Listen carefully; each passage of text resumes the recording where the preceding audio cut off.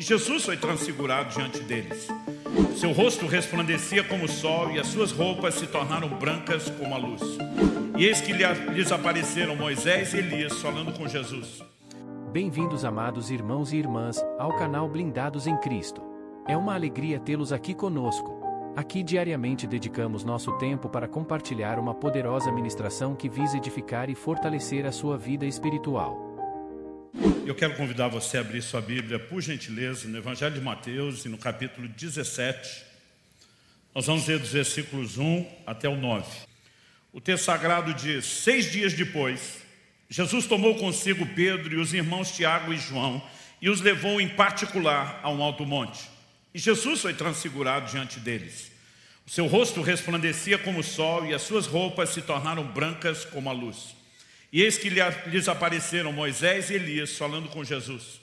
Então Pedro, tomando a palavra, disse a Jesus: Senhor, bom é estarmos aqui.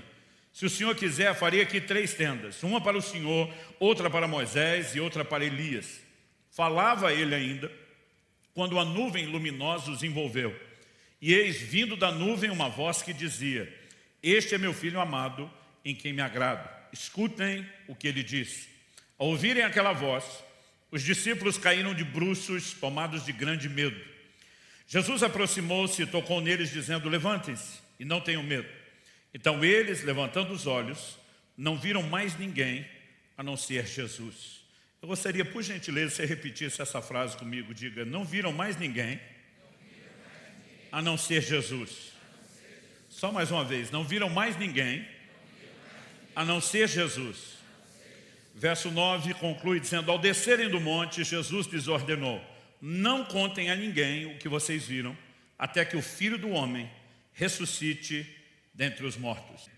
Bom, eu quero tomar esse texto conhecido, esse episódio conhecido como a transfiguração de Jesus, e chamar a sua atenção para alguns princípios bíblicos que eu creio não só merecem a classificação de importantes, mas eu diria até de fundamentais. Qual era o propósito dessa experiência? Eu não vou nem chamar só de visão. Foi uma experiência que 3 dos apóstolos tiveram. O texto nos fala que Pedro e os 2 irmãos, os chamados filhos de Zebedeu, a quem Jesus apelidou de Boanerges, Tiago e João, os 3 o acompanham para esse momento de oração no monte, como outro evangelho dá o detalhe. E é ali que Jesus se transfigura diante dele. A palavra traduzida aqui, transfigurado, significa transformado. Que transformação foi essa? A Bíblia diz: seu rosto resplandecia como o sol e as suas roupas se tornaram brancas como a luz. O Evangelho de Marcos diz no capítulo 9, no verso 3, as suas roupas se tornaram resplandecentes, de um branco muito intenso, como nenhum lavandeiro no mundo as poderia alvejar. Toda tentativa de descrever o ocorrido aponta apenas para um elemento sobrenatural. Essa chamada transfiguração, na verdade, é uma expressão e uma manifestação da glória de Deus na pessoa de Jesus. O que me leva a simplificar que o propósito daquela experiência, daquela visão, chame como você preferir, era glorificar a Cristo, era dar a Ele aquilo que lhe é devido. A pergunta a ser feita é: qual foi o propósito dessa experiência? Por que Deus permitiu que isso acontecesse? A primeira conclusão que eu chego examinando o texto é que é evidente que não era apenas algo exclusivo para Pedro, Tiago e João. Embora dos 12 apóstolos eles foram as únicas testemunhas oculares, Jesus não queria que a experiência se confinasse somente naquele pequeno grupo. A advertência de Jesus, que nós lemos no versículo 9, de que eles não falassem da experiência até que Jesus ressuscitasse dentre os mortos, esse até que dá o prazo de validade para o período de silêncio. Jesus está dizendo: depois da ressurreição, eu quero que vocês compartilhem, eu quero que vocês contem a história, eu quero que vocês joguem a experiência no ventilador. Em outras palavras, que o mundo saiba. Aliás, os 3 chamados evangelhos sinóticos, Mateus, Marcos e Lucas, registram a experiência, e eu e você podemos, obviamente, por meio disso, aprender algo, porque quando o Senhor Jesus disse que a experiência não deveria ser só deles, Ele queria que eu e você também pudéssemos aprender. E algumas verdades que eu quero destacar aqui. A primeira delas Eu não vou me prender ao texto, mas é um fundamento importante antes da gente discorrer sobre o que o texto diz. É parte do que nós podemos chamar dos nossos fundamentos doutrinários. Diz respeito à proeminência de Cristo. O Evangelho vem ganhando cada vez mais uma expressão antropocêntrica. Isso significa que o homem tem ocupado o centro. E a mensagem bíblica anunciada desde o início pelos apóstolos sempre foi cristocêntrica. Jesus sempre foi o centro. Mas o Evangelho vem se tornando cada vez mais transgênico, alterado geneticamente, e essa mudança, que para alguns é sutil demais a ponto de não ser percebida, ela pode se tornar muito comprometedora. A Bíblia fala que nessa experiência não só eles veem a glória de Deus na pessoa de Jesus. O apóstolo Pedro posteriormente vai escrever sobre isso e falando que eles foram testemunhas oculares da sua majestade. Mas a Bíblia diz que eles também viram Moisés e Elias. E aqui não se trata apenas de uma visita de santos do Antigo Testamento. São dois ícones do Antigo Testamento. Moisés representando a lei e Elias representando os profetas. E a ênfase no ensino do próprio Jesus, em Mateus 11:13, é de que a lei e os profetas profetizaram até João. A partir de João Batista, o precursor de Cristo, que vem preparando o caminho do Senhor e vai passar o bastão para Jesus imediatamente após o batismo, nós temos o cumprimento de tudo aquilo que foi profetizado. Nós chamamos isso na teologia de convergência bíblica. Em João 5,39, Jesus diz: examinais as Escrituras, porque julgais ter nelas a vida eterna, e são elas que testificam a respeito de mim.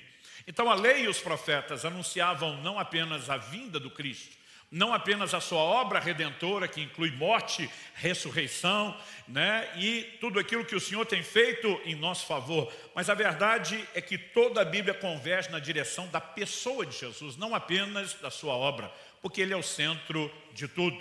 E quando olhamos para as Escrituras, nós precisamos perceber que até numa experiência como essa, onde os discípulos, eu não sei qual seria a minha, a sua reação, e eu fico tentando imaginar o que para eles era presenciar a figura de Moisés e Elias, esses ícones no Antigo Testamento, ali na frente deles. Mas no final, a Bíblia diz que eles não viram mais ninguém a não ser Jesus. O tema da minha mensagem hoje é somente Jesus. E o primeiro ponto que eu quero destacar como construção doutrinária é a proeminência de Cristo. Eu quero ler alguns textos que a gente deveria saber deles, não apenas no mero sentido informativo. Esses são textos que eu costumo ler com frequência, que eu costumo repeti-los, lê-los em voz alta, repeti-los, confessá-los, declarar, porque essa verdade precisa nos impregnar. O primeiro deles, Colossenses 1, de 16 a 18, diz, falando sobre Cristo: pois nele foram criadas todas as coisas nos céus e sobre a terra, as visíveis e as invisíveis, sejam tronos, sejam soberanias, quer principados, quer potestades. Tudo foi criado por meio dele e para ele. Ele é antes de todas as coisas, nele tudo subsiste. Ele é a cabeça do corpo, que é a igreja. Ele é o princípio, o primogênito dentre os mortos, para ter a primazia em todas as coisas. Você pode repetir isso comigo? Diga: para ter a primazia em todas as coisas. Só mais uma vez: para ter a primazia em todas as coisas. Efésios capítulo 1, de 20 a 23, diz assim, falando sobre Deus: Ele exerceu esse poder em Cristo, ressuscitando dentre os mortos e fazendo-o sentar à sua direita nas regiões celestiais, acima de todo principado, potestade, poder, domínio e de todo nome que se possa mencionar, não só no presente século, mas também no vindouro. E sujeitou todas as coisas debaixo dos pés de Cristo.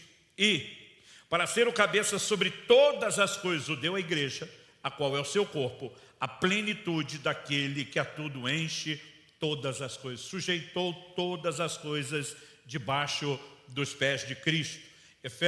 Filipenses capítulo 2, de 9 a 11, diz ainda a respeito de Jesus: por isso também Deus o exaltou sobremaneira.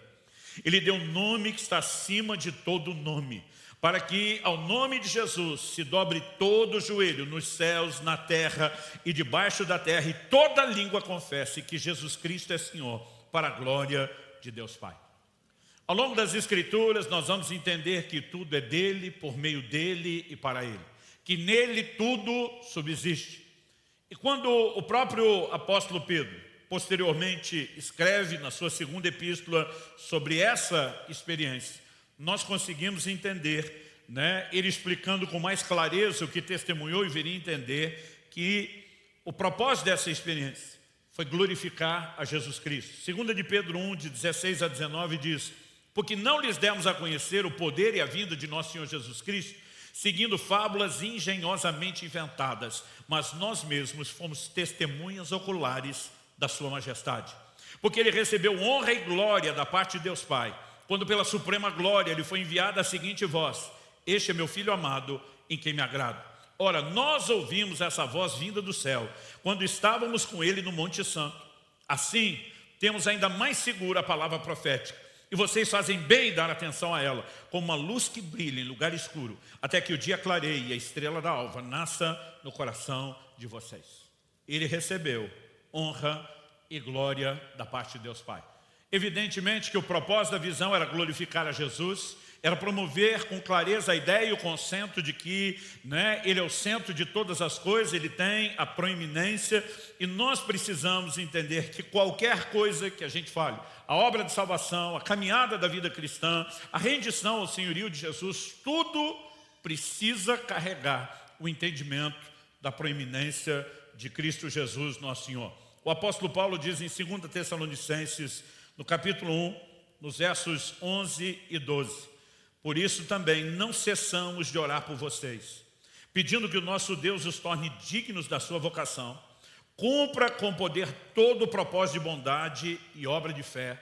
Então você imagina ter um intercessor do calibre do apóstolo Paulo, dizendo que não só ora, mas não cessa de orar. Qual era o foco da oração? Que Deus os torne dignos da sua vocação, do seu chamado, cumpra com poder todo o propósito de bondade, obra de fé. No final das contas, qual o propósito de tudo isso? E diz: a fim de quê? E aí nós temos o indicativo de propósito: a fim de que o nome de nosso Senhor Jesus seja glorificado em vocês, e vocês sejam glorificados nele, segundo a graça do nosso Deus e do Senhor Jesus Cristo.